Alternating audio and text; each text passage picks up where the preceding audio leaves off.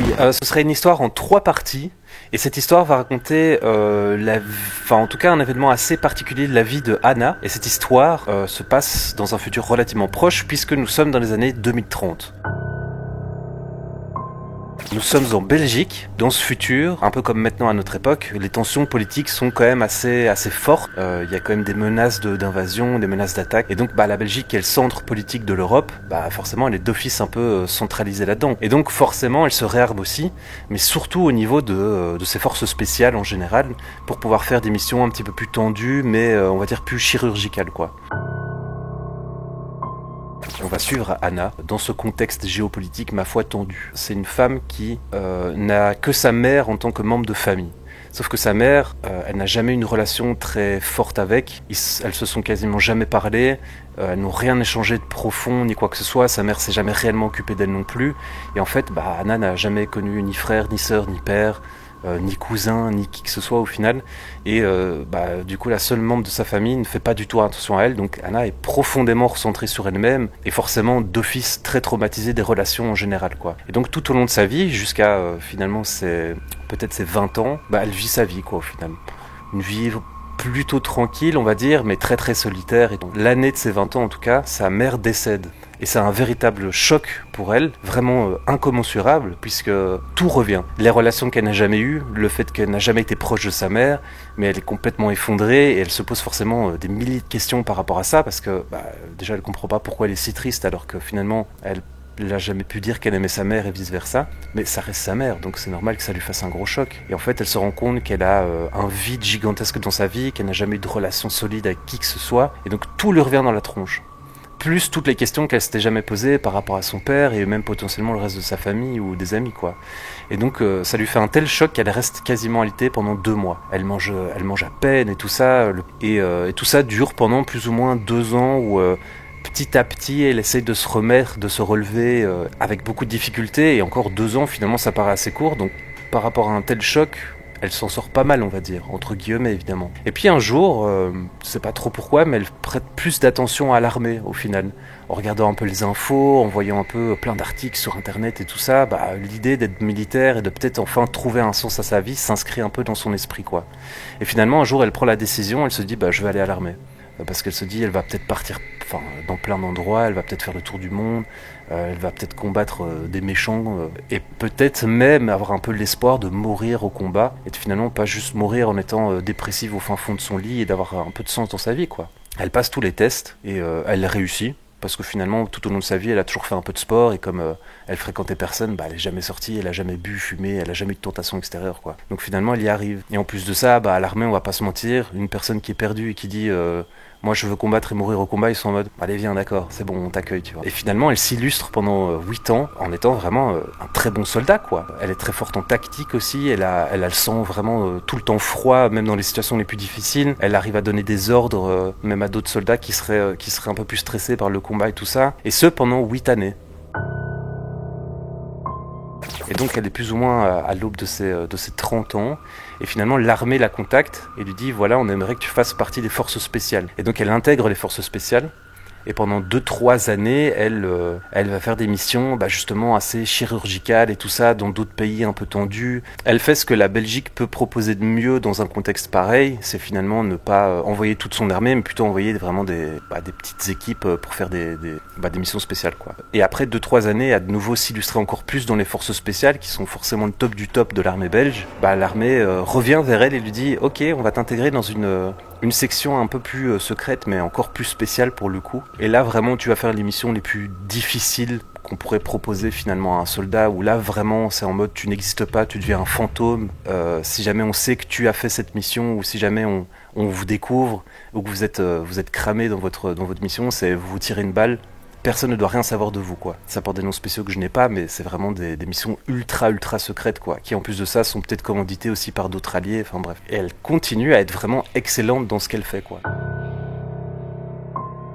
Et vient un jour où au final ses supérieurs lui disent on a un signal de détresse dans les Ardennes qui vient d'un de nos bâtiments. Ça fait 2 jours qu'on n'a pas de nouvelles d'eux, et c'est le seul message qu'on arrive à capter. Et donc son équipe est envoyée en hélicoptère vers ce site pour aller voir un peu ce qui se passe, parce qu'évidemment ça pue, et ils sont héliportés à quelques kilomètres de là, pour pas se faire repérer forcément, parce qu'on va pas héliporter toute une équipe juste au-dessus du bâtiment en mode coucou c'est nous, mais on reste discret, ça n'existe pas. Et donc finalement ils sont héliportés en plein cœur de la forêt, qu'on est en août, la chaleur est absolument étouffante, les soldats ils ont 40 kilos de matos sur leur dos quoi. Peut-être un peu moins pour cette équipe, parce que forcément ils doivent avoir un matos qui leur permette de pouvoir être très rapide, agile, tout ce que vous voulez, mais cela dit quand même. Et ils traversent cette forêt avec une chaleur étouffante, ils sont épuisés, il fait hyper humide, parce que la chaleur plus le fait que le soleil n'arrive pas vraiment à sécher tout ce qu'il y a à l'intérieur, c'est horrible quoi. Ils arrivent sur le site, en plein milieu d'une clairière, et là il y a le capitaine qui stoppe l'équipe, parce qu'il se rend compte qu'il y a un truc qui va pas du tout. Ils s'arrêtent, et ils se mettent tous en position, vous savez, accroupis, avec vraiment chacun qui regarde dans toutes les directions pour être sûr et certain que personne ne les prenne à revers et tout ça. Et là en fait ils remarquent tous, il n'y a pas un seul bruit dans les alentours. Pas un bruissement de feuilles, pas un chant d'oiseaux, rien. Enfin, ils ont même l'impression que chaque feuille ou chaque brin d'herbe est complètement statique. Bref, il y a une ambiance qui est hyper chelou. Déjà que de base, vous trouverez pas un endroit sur Terre où il n'y a pas un bruit, mais alors en plein milieu d'une forêt, impossible. Et donc ça, c'est hyper inquiétant. C'est des pros malgré tout. Le capitaine, il dit « Ok, on reste en position ». Il envoie 2 de ses soldats en éclaireur pour faire un peu le tour de la clairière et voir s'il n'y a pas d'autres entrées finalement dans ce bâtiment. Ils attendent forcément quelques minutes parce que les éclaireurs, ils restent dans la forêt pour pas se faire repérer, ils doivent aller quand même un peu doucement, surtout qu'il n'y a pas de bruit. Donc le bruit, c'est eux qui le font. Et pendant qu'ils sont envoyés là, ça fait déjà quelques minutes et tout ça, et puis d'un coup, ils entendent un bruit d'explosion très lointaine, d'office une bonne dizaine de kilomètres. Donc c'est quand même une grosse explosion pour l'entendre d'aussi loin, mais ils l'entendent quand même. Et ils sont tous quand même un peu stressés, ils se demandent ce qui se passe, mais ils attendent quand même parce qu'ils doivent attendre les éclaireurs. Ils ont quand même un intercom pour communiquer, donc le capitaine demande si chez eux ça va, ils font oui, mais on continue encore le machin. Quelques minutes passent encore, les éclaireurs finalement reviennent vers eux et disent il n'y a pas d'autre point d'entrée, c'est vraiment la porte principale. Et là il y a le capitaine qui se demande aussi dans quoi ils ont foutu les pieds, parce que déjà un bâtiment aussi secret avec si peu de sécurité, c'est très très bizarre. Donc ça, rajouté au fait qu'il n'y a pas du tout de bruit, toute l'équipe, malgré le fait qu'ils en ont vu des vertes et des pas mûres, ils commencent à flipper un petit peu quoi. Mais bon, ils doivent se ressaisir, ils ont une mission, il faut absolument savoir ce qui se passe dans ce bâtiment. Et donc le capitaine dit on va passer par la porte d'entrée quoi. Tout simplement parce qu'ils n'ont pas le choix. Ils repèrent quand même qu'il y a plusieurs fenêtres, pas beaucoup, mais il y a quand même quelques fenêtres sur les façades des bâtiments et tout ça, mais ça ferait trop de bruit de passer par les fenêtres.